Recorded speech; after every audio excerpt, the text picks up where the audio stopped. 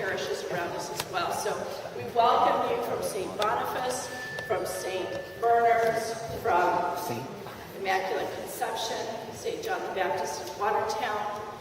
I'm missing one, Ascension in Norway, North America, as well as all the St. Joe's folks that are here to be with us tonight. Thank you. And we really, really want to extend a huge thank you to the Catholic United Financial Group from St. Joseph Parish, who gifted us with a grant to pay for this night. So thank you very much to them. If you ever have an opportunity to support Catholic United Financial, please do. These are the kinds of wonderful things that they do that help our parish. So thank you. And tonight, we are really proud to welcome here at St. Joe's the Love and Life Project. And we have 5 wonderful speakers who will be sharing with us tonight about what they do, which is serve Jesus. Yep. So please help me welcome them.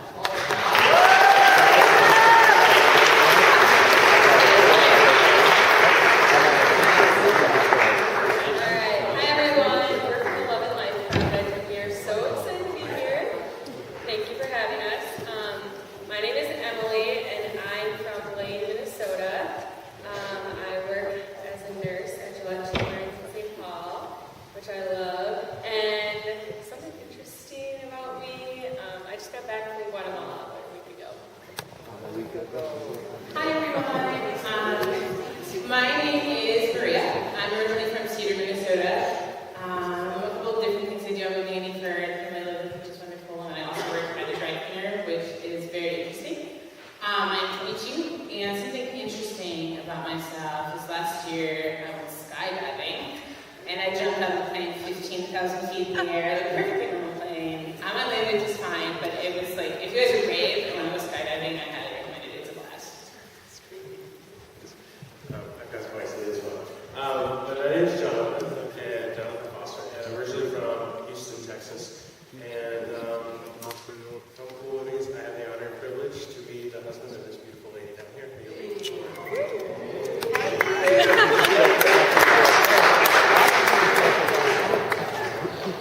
Hello everybody, I'm Tim Wington from Michigan, Traverse City, Michigan.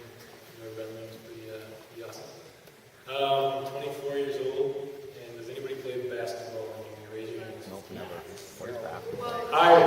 Here's my hand. All right, basketball sucks. Play high school basketball like 4 years. And it's great. Hello, my name is Mary Foster, and I'm originally from Wisconsin, but I've lived multiple places in the United States since before I landed here in Minnesota. And something interesting about me is that my husband and I just got back from Italy a couple months ago. It was wonderful, so we've never been to Italy usually. All right, so that's us, a little bit about us. You're going to be hearing from each of us throughout the night. But right now, we're going to send the team back with you, and we're going to start with a game. So I need everybody to stand up. Dude,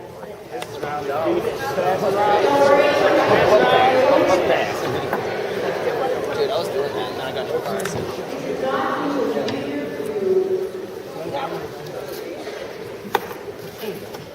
All right, so how many of you like to use it? Raise your hand. Okay, so that I Okay. All right. So this is one thing. I gotta tell you a story. So we travel around talking to large groups of people all over. And I was in Hudson. We were in Hudson in November, and I asked, how many of you love? Because I was like, okay, so the point of this story is that if you play basketball or if you like music, raise your hand high because it helps us get a feeling like how much favorite color we do. Okay, raise your hand if you like music. Can't get everything. Awesome. Okay, cool. I knew there were a lot more. And then raise your hand if you like movies. Okay. All right. I'm more of a music person. My husband's more of a movie person. Okay, so we're going to play a little game. It's an elimination game. So how many of you are competitive?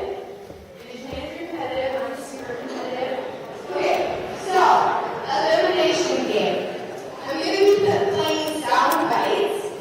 And if you know the answer to the question that I asked, what was sound bite, you get to say standing. If you do not know the answer to the sound bite, then you have to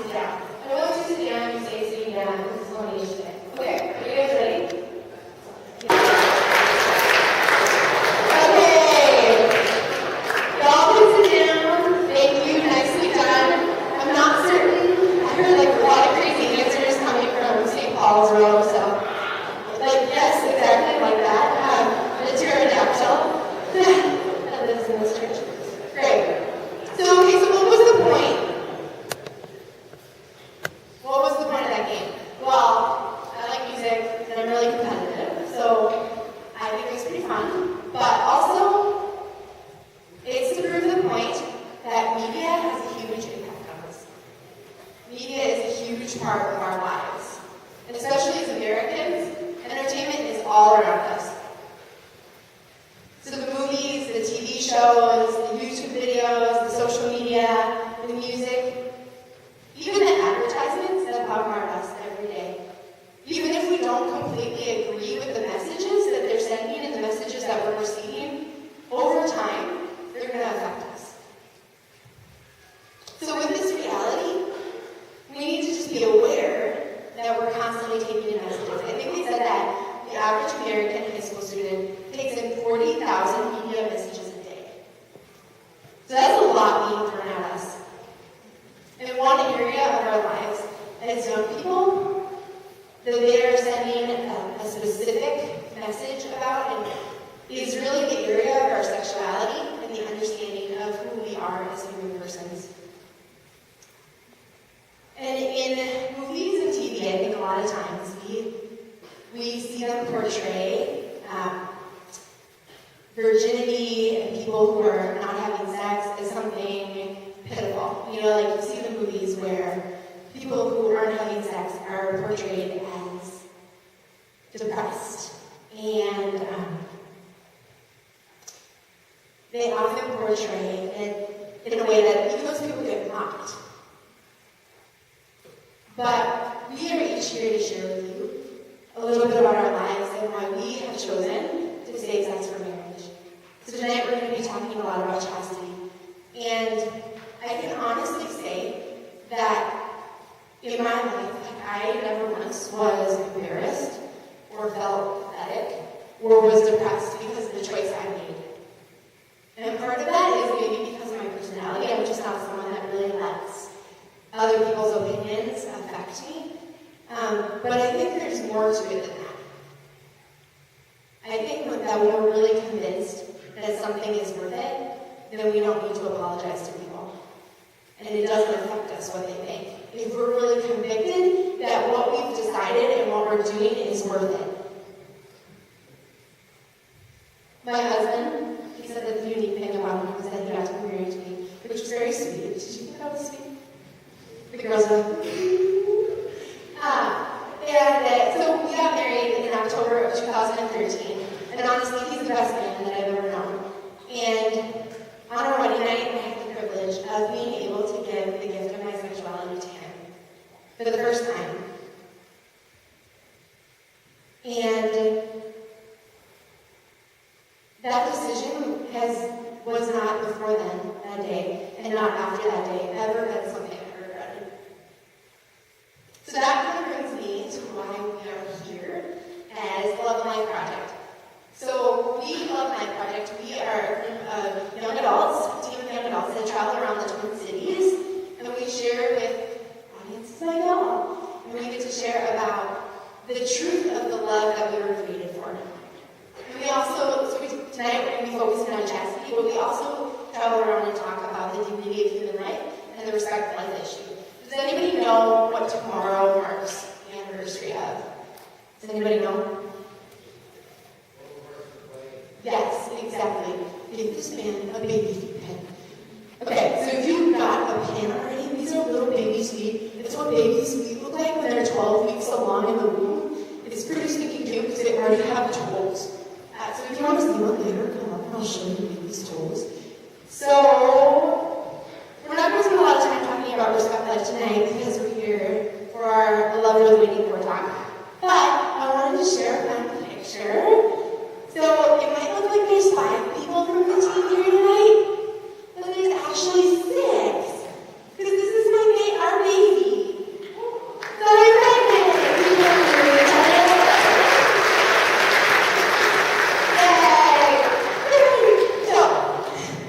So this is just like a fun little testament of who we are and what we stand for. We really believe in a love worth waiting for, and we believe that every human life is beautiful.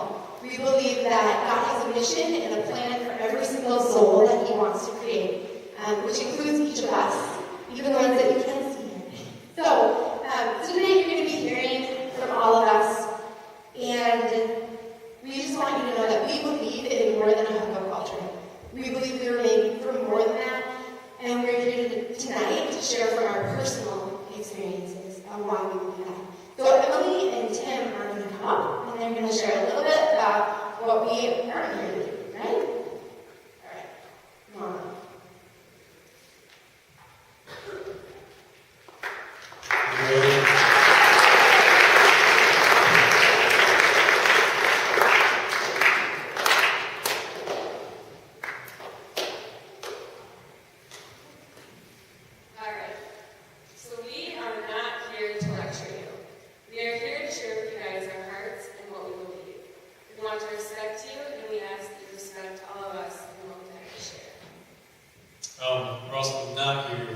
to answer all of your guys' questions about sex because we'd be here till tomorrow morning and I gotta work. You guys probably have school. So hopefully we all come away from here with some more to think about. And we also have some resources for you guys in the back, so take advantage of those afterwards. Alright, we're also not here to tell you that sex is bad. We want to be very clear about this. This is not what we believe, and this is not what the church teaches. Nothing could be further from the truth. The church teaches our bodies are created good. The gift of our bodies and sex are so good that they are meant to be treated with reverence, not objects for recreation. Sex is great in the context that it was created for. Marriage. So we also don't want to scare you guys. We're not here to scare you guys out of doing anything. We're not going to make you guys keep it in your pants by scaring you guys that way. So we don't want you guys to make any decisions out of fear. Okay? We believe that there are much better reasons, much more moral reasons, much more important reasons to pursue the life of chastity.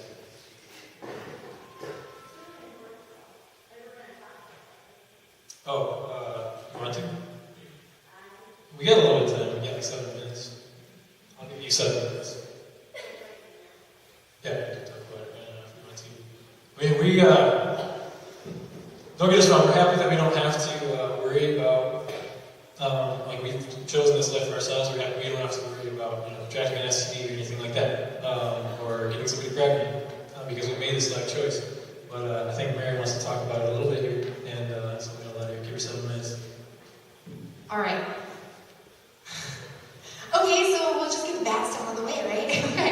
We'll talk about the negative stuff right now. Because I think a lot of times when we hear like the sex talk, or when we hear the talk from health class, it's talked about from a negative perspective.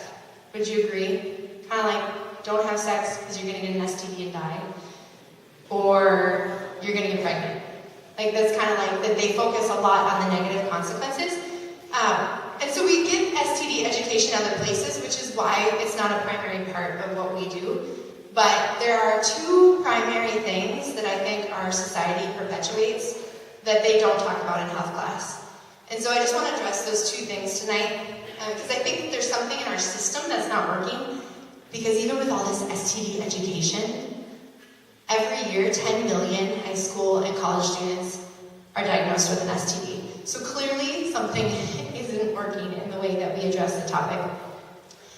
So the first is the myth about safe sex.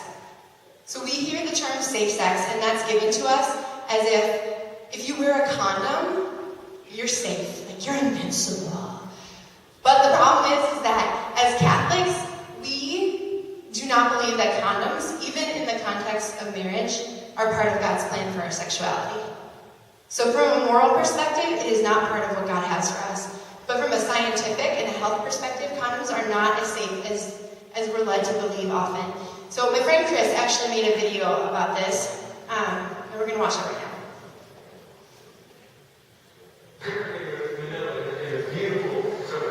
Which are under constant, well-funded pressure from the West to promote condoms. Because the Philippines doesn't need our condoms. In 1984, AIDS broke out in the Philippines and in Thailand at the same time. The response of the Philippines was to promote abstinence. The response of Thailand was to promote condoms. 20 years later, they did a study of each country to see how they were doing in the fight against AIDS. The AIDS rate in Thailand is 50 times higher than it is in the Philippines. Abstinence works. Condoms don't. Why is that? Because they only reduce the risk of getting AIDS by about 85%. If you reduce the risk this much and increase the risk takers that much, that's what you get. You run into the situation that we're in the United States, where every single day, over 43,000 people get a sexually transmitted disease. The U.S. is crowded with condoms. And it's not working. It's not working. It's numbers. It's not a religious dogma that's saying it's not working. It's simple math that shows us it's not working. A couple years ago, Pope Benedict XVI came out and said that condoms are not solving the AIDS crisis in Africa. There was an international outcry. How could he put his dogmas before human lives? When you look at the facts, it shows he was right. They tracked in 3 countries, Cameroon, Botswana, Kenya, to see how condoms are doing in stemming the AIDS crisis in those countries. It showed that condom distribution rose alongside HIV/AIDS till they both leveled out. It's not Pope Benedict XVI who was putting his dogmas before human lives. It's the latex missionaries. They won't see the facts. The facts are that 85% is not enough of a risk reduction. If I had a skydiving company, the parachutes open 85% of the time. Would you go skydiving with me? And not just for AIDS. It only reduces the risk reduction by 50% against a whole slew of other STDs. And when it comes to pregnancy, Planned Parenthood's Research Council had to recently admit the leading cause of unplanned teen pregnancies is not a failure to use contraception, it's a failure of contraception to work. Western world, get a clue. Don't be pushing what you got on the Philippines. Start looking at them and taking a lesson. Alright, so that's my first myth. And some people might be thinking, okay, so condoms aren't effective at preventing pregnancy, I'll just go on birth control. Well, again, as Catholics, we believe that hormonal contraception and birth control is not part of God's plan for our sexuality, even in the context of marriage. But from a scientific and a health perspective, there's a lot of things that secular doctors aren't going to share with you. There are 3 major things that hormonal contraception affects us. It increases our chances of getting an STD, it increases the risk of cancer later in life, and it increases our chances of being infertile when we're in marriage and we want to have children. So that's the first, this idea and myth of safe sex. The second myth that I want to address is this idea that if I don't have any symptoms of an STD, then I'm fine. I don't need to get tested or treated. Well, the problem is that you can catch herpes and HIV, HIV technically do too, but herpes and HPV, even if the person has no symptoms. Additionally, chlamydia is one of the most common STDs in the United States. 1 out of every 4 15 to 25-year-old sexually active person will have chlamydia or gonorrhea at one point in their life. 1 out of every 4. So statistically speaking, we all know someone who has either had chlamydia or gonorrhea or will have. And chlamydia, I work at a pro-life center and we do free STD testing. And all the time, every week, people come in thinking, if I don't have any symptoms, I'm clean, I'm fine. But they call chlamydia the silent disease because 75% of women have no symptoms and 50% of men have no symptoms. And so with both of these, they're bacterial, which means they can be treated by an antibiotic, but then some people think because, it can just be treated, it's not that big a deal, so I'm not going to go get tested right now at least. Maybe I'll wait, till I'm a little older. But the problem is that if it goes too long without being tested for and treated, it can cause permanent damage to our bodies. One of those is chronic lifelong pain, but another is infertility. Untreated STDs have become one of the primary reasons that women cannot have children. In 1 year, 24,000 women will become infertile because of an untreated STD. Which is why I'm so passionate about this, because when I talk to young people, most of them will say, at some point in my life, I would like to get married and have a family. But we're seeing this epidemic of infertility in our life, in our culture, and I want to address that now. I want to save people from being in that situation and being in that place of heartache. The last thing I just want to say before Emily and Tim come back up is that my point here is not to make people who have an STD feel alienated. If you know someone who has an STD, it is a difficult cross, just like having any other disease, and they are human persons who have dignity and should be treated with respect. They shouldn't be gossiped about or talked to poorly. So, just wanting to leave you with that as well. That STDs are a real thing, but like Tim said, they're not our primary motivation for choosing to wait. So, you guys can come back up. Thanks for letting me talk.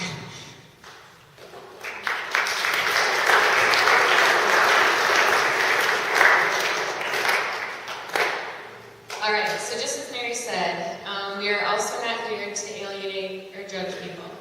As Catholics, we believe that acting out on same-sex attraction is a sin, just like anything that is outside of God's plan for our sexuality. But the struggle with same-sex attractions is a real issue. If you or someone you know struggle with it, don't tune us out. Because tonight is about a lot more than not having sex. We are called to live free from sexual sin. Tonight is about all of us not letting our sexual impulses control us. As a team, we have friends who have struggled with homosexuality and not rejected the church because of it, but found in the church the strength that they needed. Yeah. Is this on? Oh, yeah. Okay. We don't necessarily figure you guys if that's not working.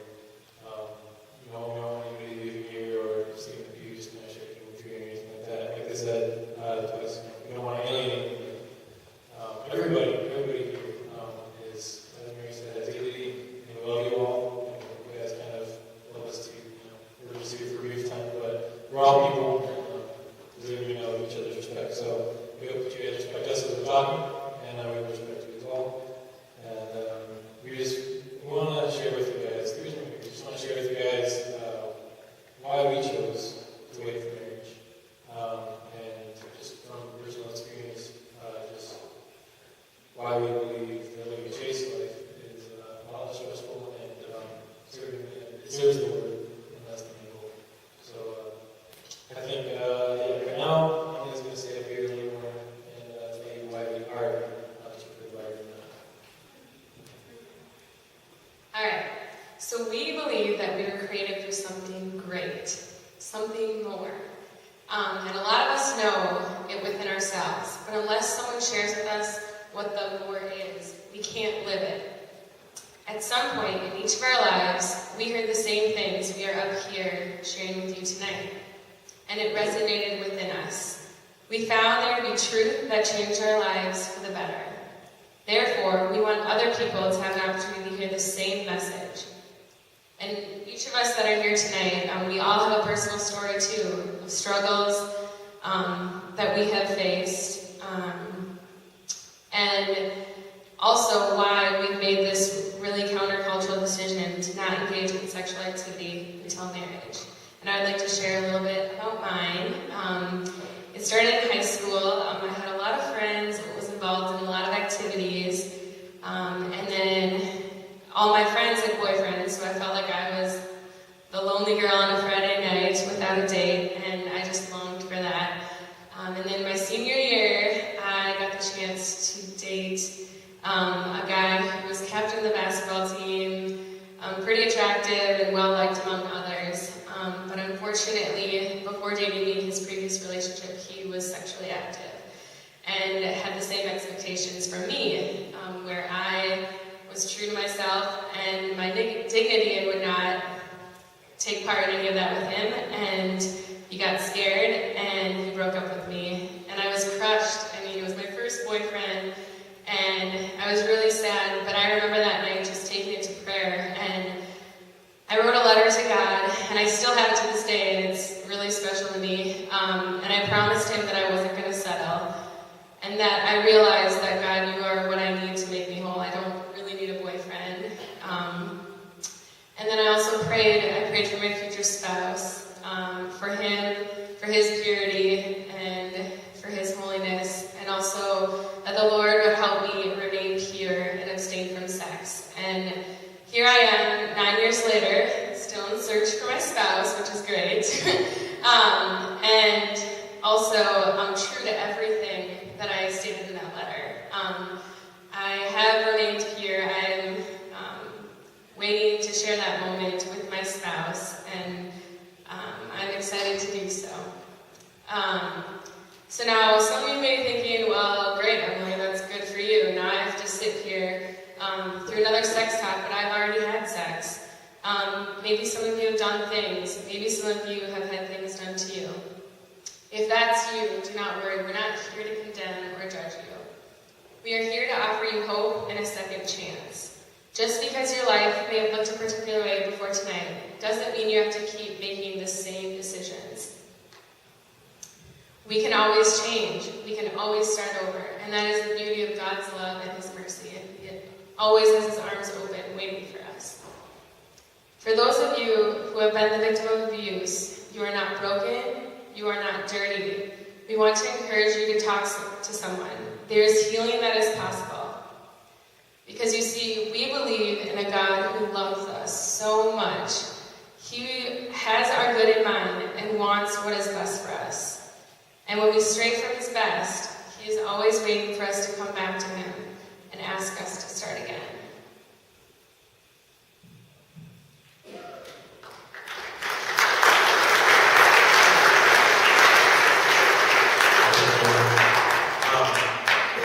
The book of Romans tells us that all have sinned and fall short of the glory of God. But it doesn't end there. St. Paul goes on to say, yet while we were still sinners, Christ came down and died for our sins. If some of you here have fallen into the area of sexual sin, I want you to know that God is waiting for you to forgive you. He's waiting to welcome you back into communion with him. We as Catholics have the beautiful sacrament of reconciliation. If there's any sin in your life, if you've made mistakes, we want you guys to know, to be encouraged and confident to go to seek reconciliation, to go to confession.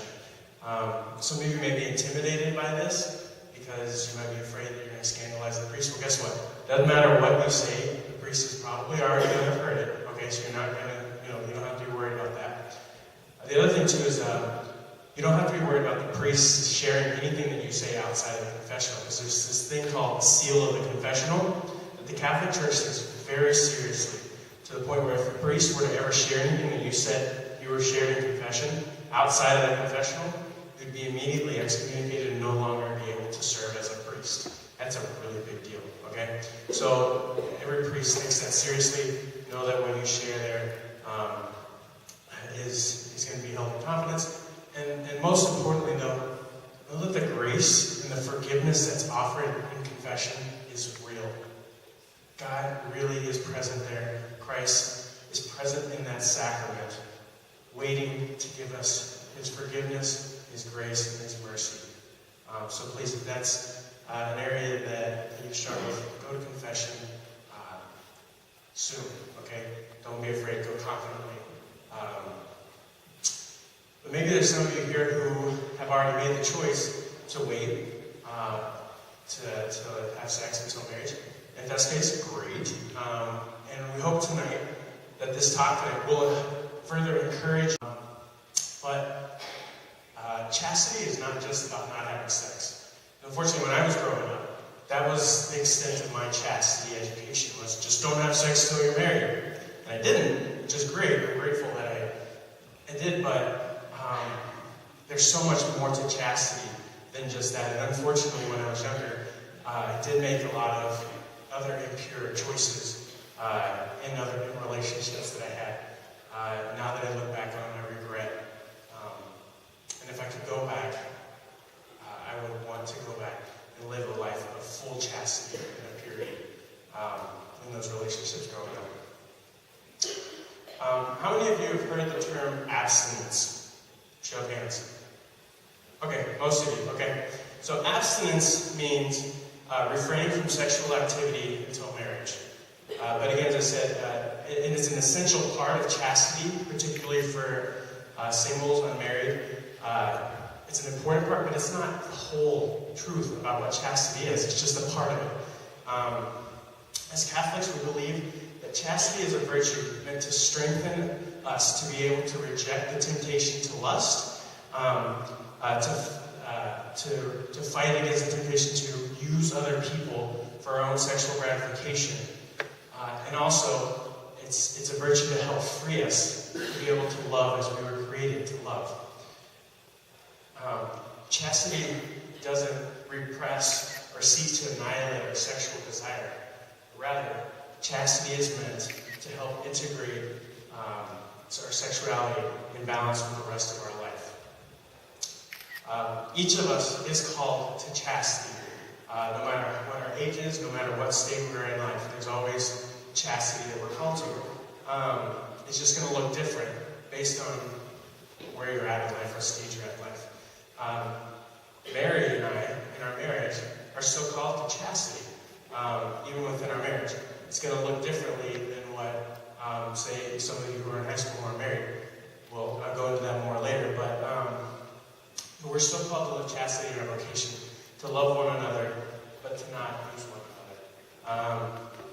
Living a chaste life is not always easy, but it's always worth it, because it'll lead to freedom and the ability to be able to love as we were created. So now to tell us a little bit more about what chastity is and why it's worth it, I'm going to invite Tim up here.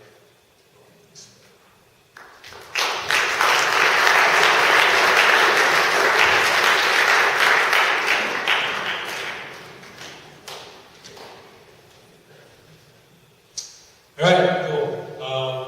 Everybody, please stand up. One second, just stand up.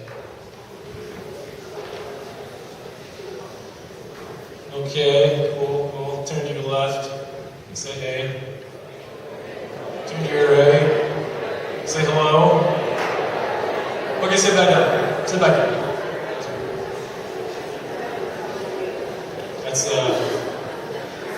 got the blood flowing a little bit. There we go. Okay. So, I did not invent sex. Shocker. No, I did not invent sex, but God did. God invented sex. And when somebody creates something, when somebody invents something, they know why they created it. They know why they invented it. They know that they know the purpose that they had for it when they made it. I didn't know the purpose of sex. I didn't know anything about it really growing up too much, but I know that God does. I'm just a human. I'm just down here. I don't have full knowledge of everything like that. But I trust that God does. I trust that God knows why He invented sex, why He wants me to live a chaste life. So I give it to Him. And He created us, and He created sex. So He knew what He was doing, and that makes Him the authority on sex. He's the authority. So I listened to Him. I gave it to Him, and I figured He probably had a good idea of how it was supposed to work. So, many people today treat sex as a recreational activity, and we can just, pop culture, everything, we can see that that's going on. So, with no more value in it than excuse me, I'm using the outline that I wrote for myself.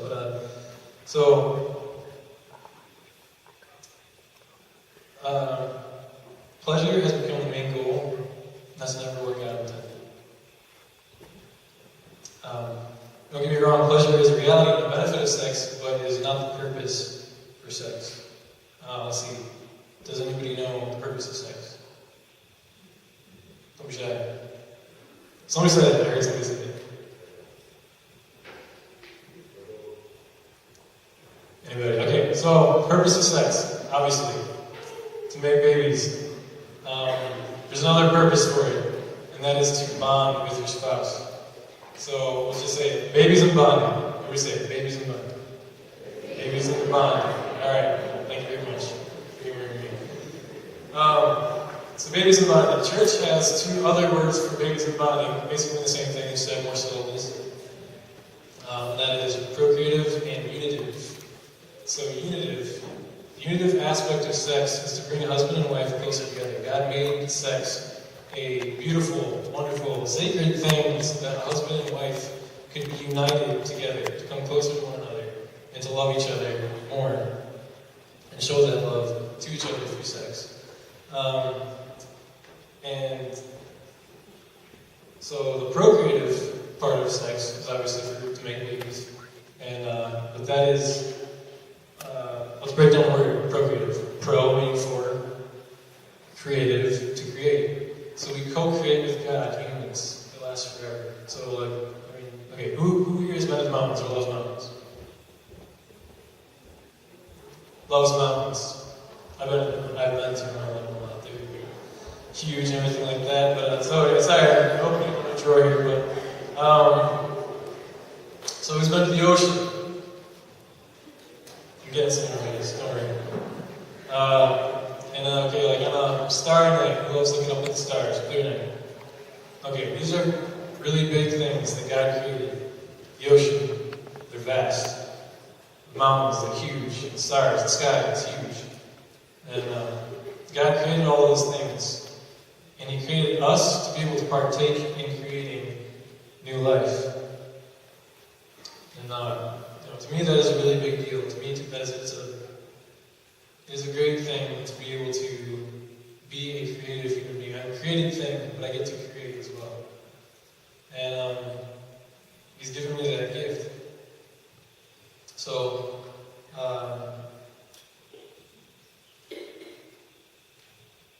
God created sexual intimacy to be both unitive and procreative for bonding and babies.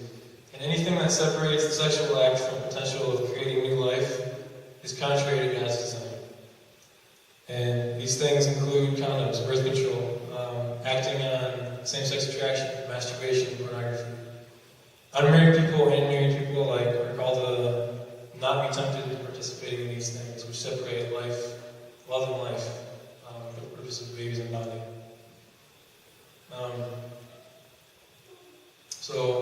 Even everybody's called to a chaste life, and I know that I want my marriage and my sex life in marriage to be one that is true to the reality of a life that is open to life and love. I have chosen to live chastely for those reasons, saving sex for marriage. So now I'm going to invite another team member up to come and share a little more about why I'm waiting.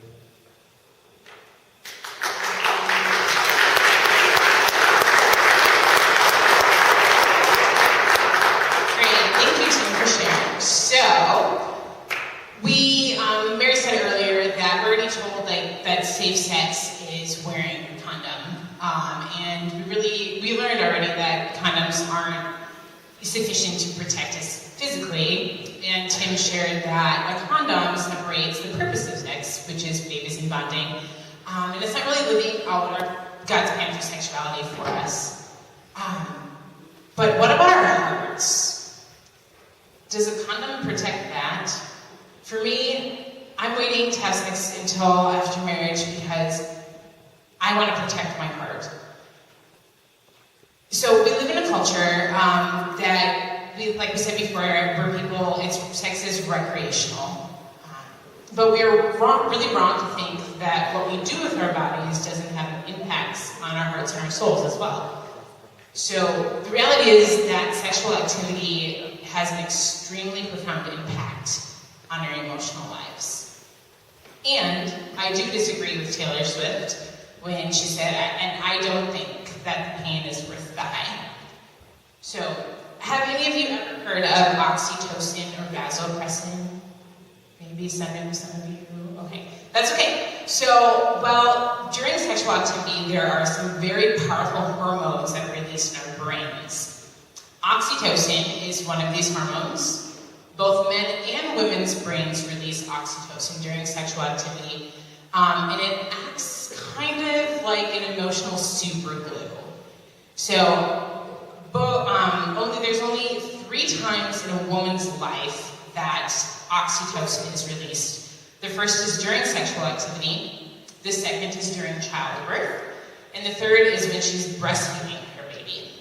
And you might be asking, okay, why just those 3 times? Oxytocin is meant to bond us for life to the other person, so it's also a bonding hormone.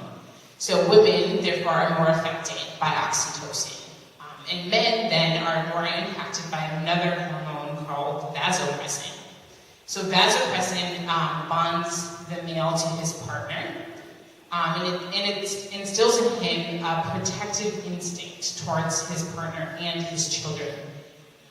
So these hormones point to the reality that we were created to be bonded to one person for life. So let's compare these hormones to duct taping. Okay, so let's compare them to duct taping a couple's arms together. So if we wrap around duct tape once, it never gets taken off. It's strong, it's very sticky, it's sturdy. But however, imagine ripping off the duct tape and wrapping around another person's arms, and then ripping it off again, and then wrapping it again around somebody else's arms, and so on. So the tape eventually is going to lose its sturdiness, it's going to lose its stickiness and its bondage. So the same is true for sex. There's research that shows that stress hormones that are released during a breakup imparts a person's ability to bond and produce oxytocin. So essentially, the oxytocin, that bonding hormone, is not being produced. So hormone levels can return to normal over time if sexual activity is stopped. So if you want more information on these, there's going to be some resources in the back for you guys at the end, and in a magazine. Feel free to take them. We're more than happy. Please take them. And so the last thing that I want to share with you is I desire to be happy. And like Mary said before, a lot of movies, they portray virgins as these sad, depressed, and just really like almost hurt, like their hearts are just really, they portray them as kind of being broken. But the reality is that sexually active teens are more likely to be depressed. So women who are sexually active are 3 times more likely to be depressed, and men are twice as likely. In addition, 2 out of 3 sexually active teens wish that they would have waited. So the only safe sex is sex that protects all our physical, emotional, and our spiritual well-beings by reserving sexual intimacy for an exclusive, lifelong marriage. So, why don't we hear from someone who is married? So I'm going to invite up Jonathan, and he's going to continue to share.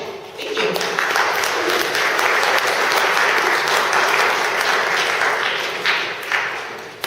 All right, thanks, Brandon. Okay, so I love being married. Like I mentioned earlier, even in our marriage, Mary and I are called to live chastity out in our marriage. What does that mean for us? That means that we have a responsibility to let our love be open to life. You got to see a great picture earlier. It was really exciting when we got to see our little baby moving around in the womb. Really grateful that the Lord has blessed us to allow our love for one another to create life, to create a new life, to bring into this world. And that came about because we were open to life in our marriage. Chastity in our marriage also means that we are going to say no or reject temptation to sexual sin that is outside of God's plan for our marriage as well. One way in particular, I want to talk about on this topic that's plaguing our society. In the last 6 decades or so, our culture went through this thing called the sexual revolution, where people decided they were going to pursue whatever sexual activity they wanted to do in the name of freedom, thinking that true freedom to them meant being able to do whatever they want, whenever they want. But that's not true freedom. True freedom is about living our full potential to love how we were created to love.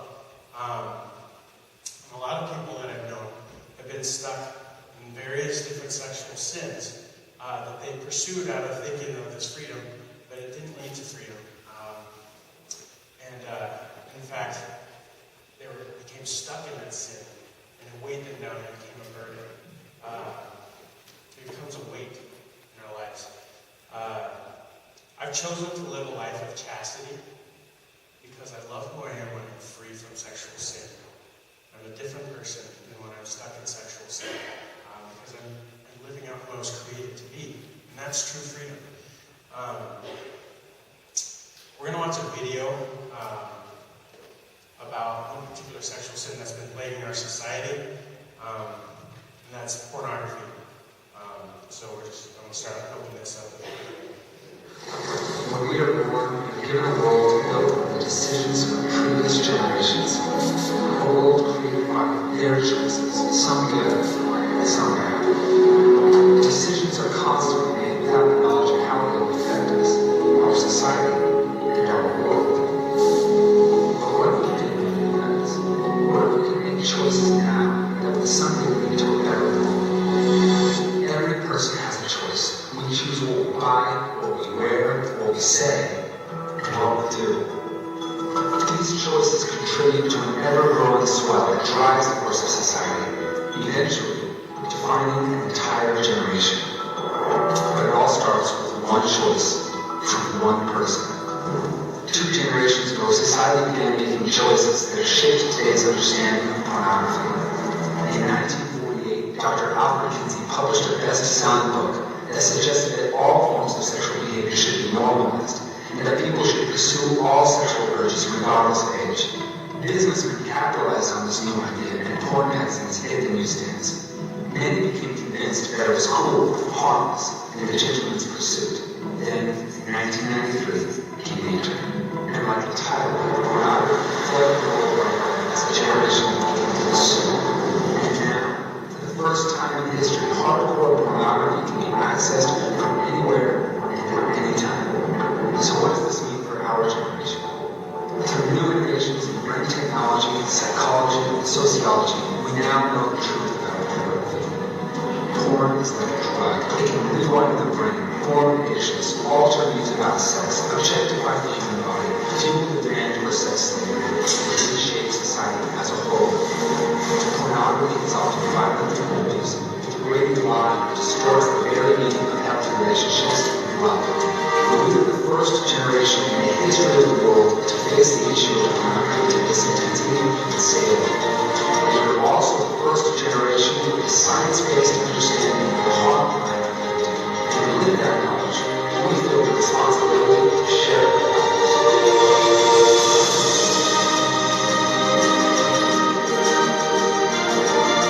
We are determined to be the generation who pursues the real world and rejects its alternative.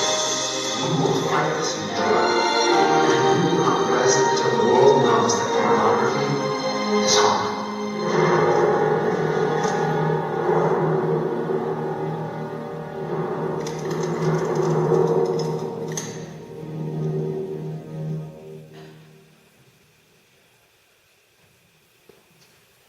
Okay, it's pretty heavy. It's a very daunting reality that this is something that a lot of people don't want to talk about, but it is plaguing our society, and it is a problem. A lot of people think that it's harmless, but as this video is showing, it is very harmful. It affects our brains, it affects our emotions, it affects our bodies. It affects the way we interact with people around us, how we look at people. And people are no longer people, but they become objects through this mindset of this sexual freedom revolution. The Catechism teaches us that chastity is about learning self-mastery, which leads us to human freedom. So that's really what one of the things we want you guys to take away from this tonight, is that we want you guys to be free. And if this is something that,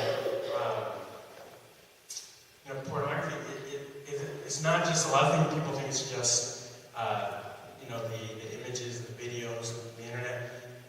But pornography also includes things like 50 Shades of Grey. It's a really hot topic right now.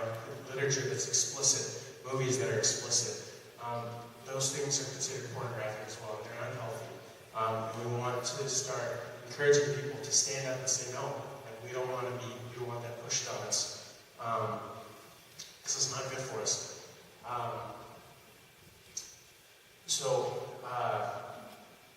And I've known a lot of people who have struggled with this, and I've seen how it burdens them. But I've also known a lot of people who have become free from this, okay?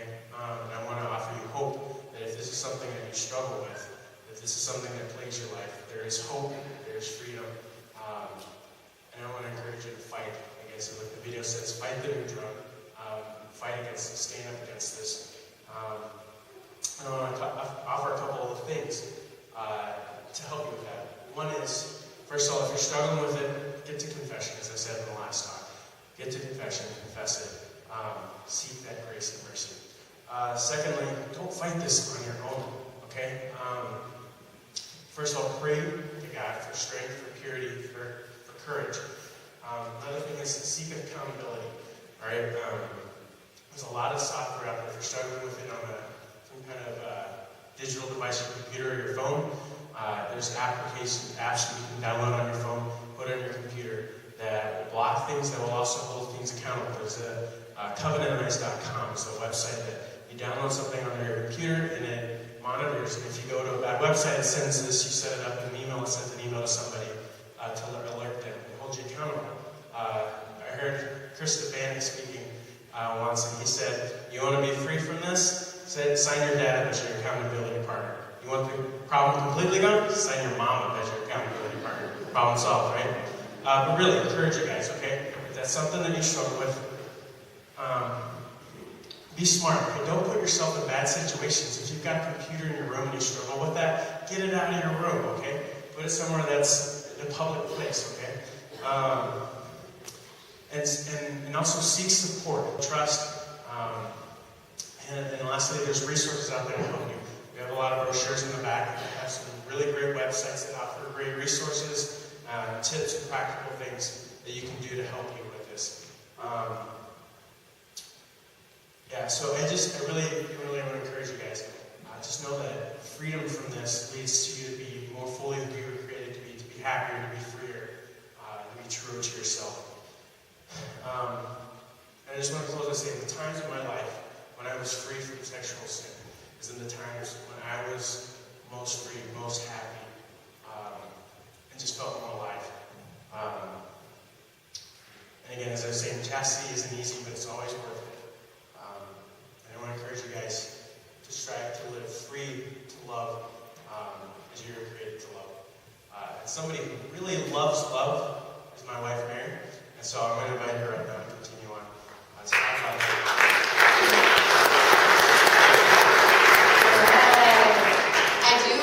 I love love.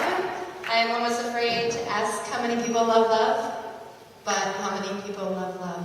This guy back there, he's like, I love love. Love is awesome. Okay, really? That's it? Raise your hand if you love love. Okay, thank you. You've restored my hope in humanity. Okay, excellent. Okay, great. So, I'm going to start by just showing you a video. It's about love. I bet you're surprised. All right.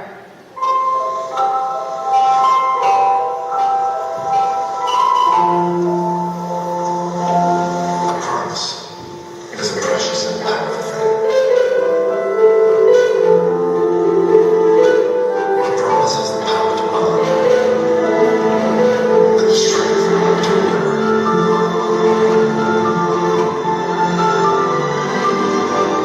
It makes you try hard.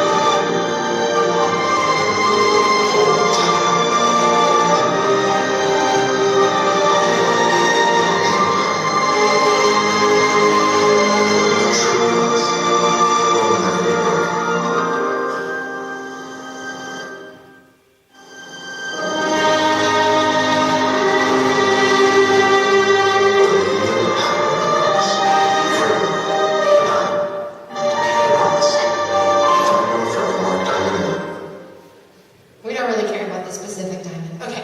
But I love that commercial. I think a lot of other women probably do too. But so we use a diamond ring to symbolize a promise. Making a promise to another person. And so I thought that Forever Mark Diamond Company did a phenomenal job with that commercial because I think that we long for a love like that. I think it's in most of our hearts. It's like inherent in who we are, whether we want to admit it at certain points in our life or not. But we long for love, and we long for love like that. And maybe some of your parents are divorced, and that's been really hard for you. Maybe some of you have parents who are like super in love and like are a great example of the vocation of marriage. And maybe some of you, your parents are kind of somewhere in between those two things, and they're still married, but they don't really choose to love one another on a daily basis. And maybe they don't even seem like they like each other. And that was my story growing up.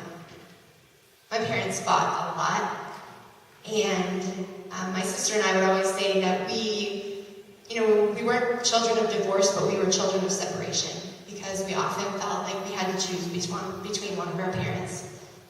And when I was your age, I hoped that when I got married someday, if I got married, that my marriage would be different, that my marriage would be more than that. I believed in a love that would endure, a love that would try harder, hold tighter, a love that would last forever.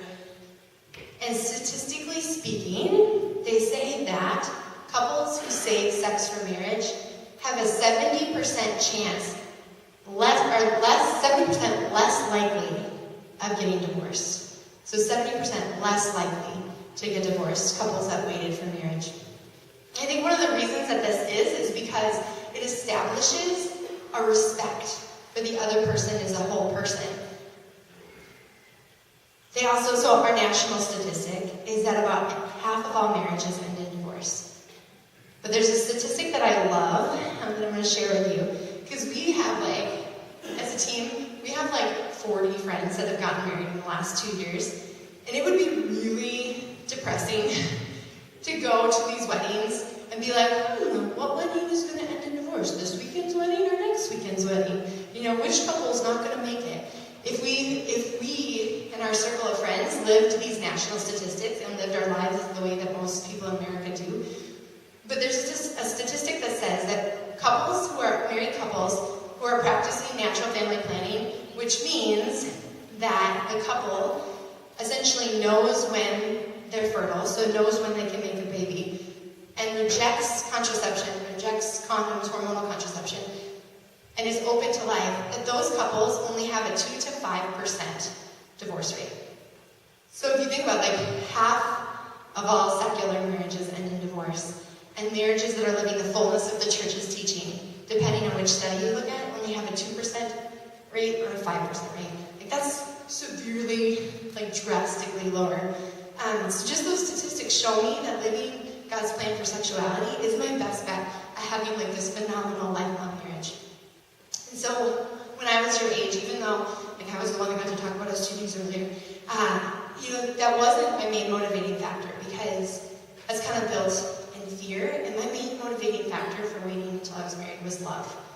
Because I believed in this. I wanted that. And I knew that I was worth waiting for. I knew who I was. I know who I am, and back then I knew that who I was worth waiting for. And I believed that someday there would be a young man who would care about me. Contrary to some of the guys I dated in high school, I believed that there would be a young man who cared about more than just how far he could get with me. I believed that there would be a man that not only accepted and tolerated the fact that I wanted to wait, but someone that wanted to wait himself. Someone that believed in the power and the preciousness of the promise, in the power and the preciousness in the gift of our sexuality, that he had the same desire. And sometimes in my life I questioned if I was ever going to find someone like that. In college it kind of became a game. I would go on dates, and sometimes I'd just be I don't want to waste my time. Let's see if I can work it into conversation in the first or second date that I'm not going to have sex with them. And so I would just try to throw it out there. And I could quickly tell if that guy was just a jerk, seeing it just dating to date, seeing how far he could get, or if he was genuinely interested in who I was. My hopes, my dreams, my heart, my mind, everything about me. And through all of it, God gave me the grace to not give in. Like Emily said, she made this decision to not settle, and she lived it out. And I know that I couldn't have done that without God's help. I know I wouldn't be here sharing what I'm sharing if I wouldn't have had God's grace. So if love was my reason, what is love, right? What is love? Anybody? Taylor Swift? Is she here? Taylor Swift likes to say that love is a game. That's one of her new songs. I don't think that love is a game. That'd be really obnoxious. Even though I'm competitive, I'm really glad love's not a game. We live in a world where love is this emotion, right? Love is a feeling. Love, you fall in love, and then you can also fall out of love. But love is so much more than that. So when we live in a world where love is often misunderstood, I think we need to clarify, like, what is love? Because even in the English language, it's not even our society. Like, it's not even our society. It's so messed up. Even our English language makes it a little confusing. Anybody study a Romance language, so like Spanish or Italian or anything like that? So a couple of you. So in other Romance languages, they use different words for different kinds of love. But in English, we use the same word. I use the same word for Thai food as I use for Jonathan. Slightly messed up, right? Yeah, I think it is. Okay, who wants to be my mom? Who wants to get picked on? You. Yes! He's like, I'm the last person in this room that wants to get... what's your name? I'm Jeff. Jeff. Okay, awesome. Jeff, what is your favorite food? I should have picked somebody on the end. This is ridiculous. I like Chinese. He likes Chinese food. That's awesome. You can clap for him. Clap for Jeff. Yeah, that's right, Jeff. I've never given this talk when the young man didn't say pizza. So Jeff, good job. Way to break the mold. So, Chinese food. Jeff probably uses the same word for Chinese food that he uses to express how he feels about his parents. Do you have a dog? Do you like your dog? Do you have a dog? Do you have a pet? Do you enjoy sports or music or any activity that involves you? Okay, great. He probably uses the same word for Chinese food that he does for all these other things in his life. So, this word love, let's define it. What does that mean? So in the language, in Italian, my husband and I went to Italy, I shared that earlier. In Italian, there's a phrase that means I love you. And it's, does anybody speak Italian? Okay.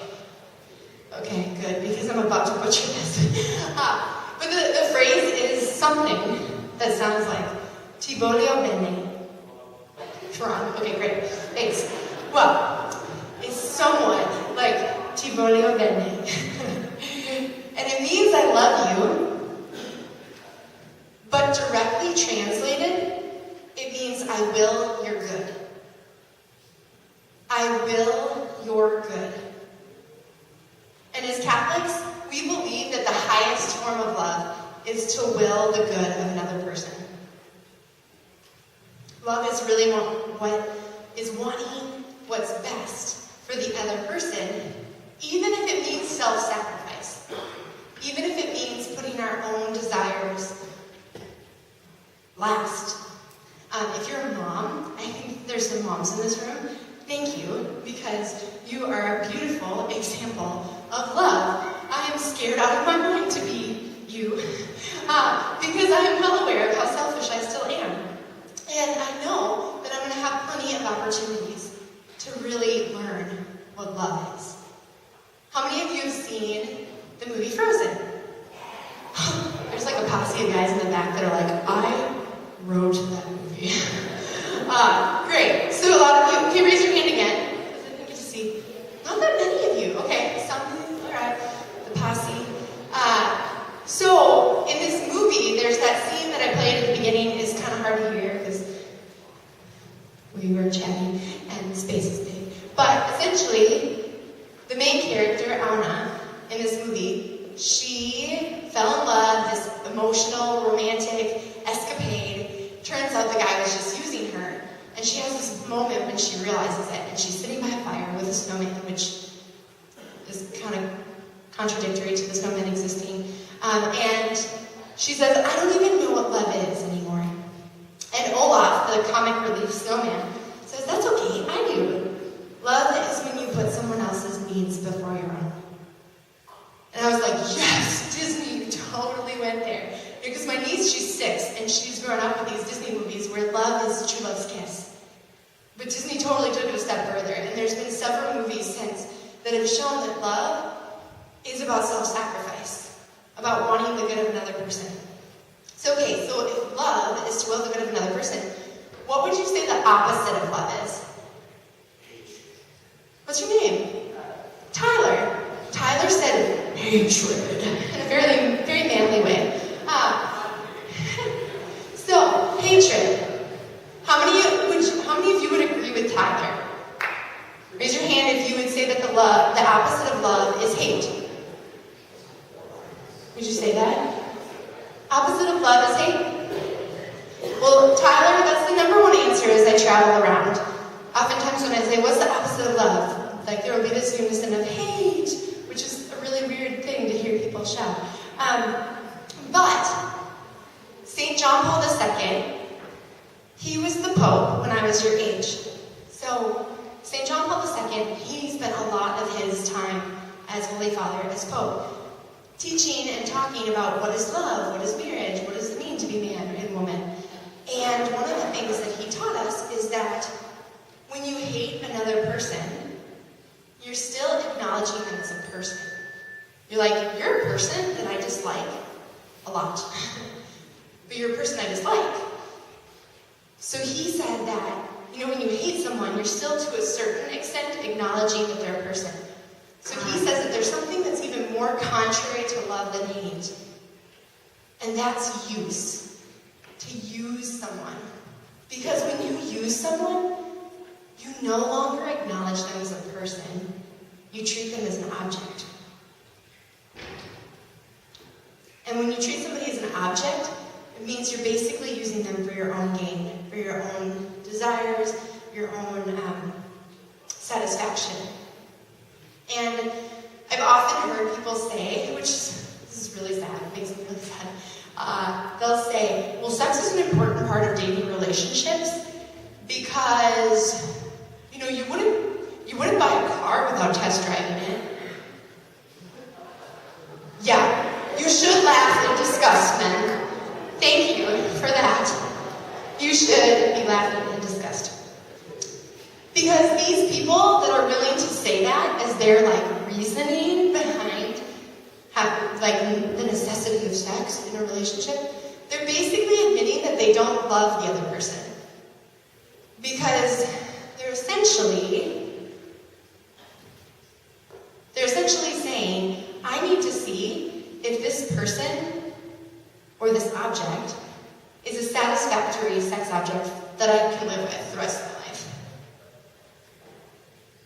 They want to make sure that this is something that is going to satisfy their desires. But the problem is that we test drive cars because they're objects. We use them to get places. They take us to school, to games, to work. They're a means to an end. But human persons are not to be used. Objects are to be used, and persons are to be treated with dignity and to be loved. So earlier, Jonathan talked about how the vice or the sin of lust, that temptation for disordered sexual desire, that is often what tempts people to use other people. So how do we live true love? How in this crazy world, when there's all this temptation and we have all these desires, how do we let those desires be good and not be disordered? The church gives us an answer. Jesus gives us an answer. And that is the virtue of chastity. Chastity is a virtue, which means that it strengthens us to live a particular way. And Jonathan shared earlier that chastity can help free us from lust. It can free us to love as we ought. And the church, the tradition of the church, has actually called chastity the guardian of love. So men, if you don't think that chastity is manly, I don't know how much more manly it gets, guardian of love. And protector of love. There's this innate desire in man to protect and to guard and to fight. And the men in my life do an awesome job of that, especially my husband. But this is all kind of hard to understand. So even though I knew I wanted to live a chaste life, and I would talk about it a lot, a couple years ago I was like, okay, Jesus, you gotta give me a little more. Like, I'm having a hard time really, like, visualizing this. And I'm someone that understands things through analogies. So I was asking Jesus to explain it to me. And I had this image of a little maple tree with a fence around it. I was like, okay, that's weird. So I was like, okay, well, what does that mean? And I felt like the Lord continued to, like, just show me through this meditation that our culture looks at chastity as an obstacle. But no maple tree. So my dad, I lived in the country when I was growing up, and my dad, he was like a man's man. Like, he shot guns and he reloaded them and he built things and then tore them apart and then built them again. And like, he was like, he's just like a really manly man. And he would have these moments in my childhood when there was like this tenderness that would come out of my dad. And one of them was when he would find like these baby maple trees in our backyard. And if they weren't in a good like environment to grow, he would like move them to a good spot in the yard. And then he would build this fence around them. And I was like remembering this. And I started to realize that even though the world looks at chastity as an obstacle, this little maple tree would have never said to my dad, Bob's my dad's name, Bob, I find your fence rather oppressive, and I would prefer that you move it. No, like, well, first of all, maple trees can't talk. But second of all, like, a maple tree would understand that if that fence wasn't there, that deer or rabbits or a lawnmower or many other things could come and destroy it when it's so small. But that fence allows the maple tree to grow bigger and bigger and bigger until it's big enough to like be what it was meant to be, something grand and inspiring and beautiful. And so chastity, in the same way, protects love to grow into what it was meant to be. So tonight, you've heard from all of us about the importance of why we chose to live a chaste life. The team is going to be handing out some cards right now, and we just want to invite you to take this opportunity tonight. Don't sign them in the pew, because we don't want you to sign these cards, these commitment cards to chastity. We don't want you to sign them because somebody's watching you or somebody next to you signed them. But we want you to take them home. And if anything that we've said tonight has resonated with you or convicted you, like read the prayer on the back. And if you feel called to sign this card, like many of us on this team, when we were in 9th, 10th, 11th grade, different age for all of us, we made this commitment. And this can just be a really great way to remember that this is something you want to live for, something you want to strive for. Because in our culture, it's not easy. It's definitely not something that's easy. So right now, we're going to close by having each of the team members come up and share one thing that has helped them live a chaste life. So if I could have maybe some of the adults or the parents take over for the team with passing out cards so we could switch out just for time's sake, that'd be awesome. Thank you, parents and men and adults. That's great. So we're going to share really rapid fire. What are some ways that helped us live a life of chastity? All right, so just be mindful of lyrics and movies.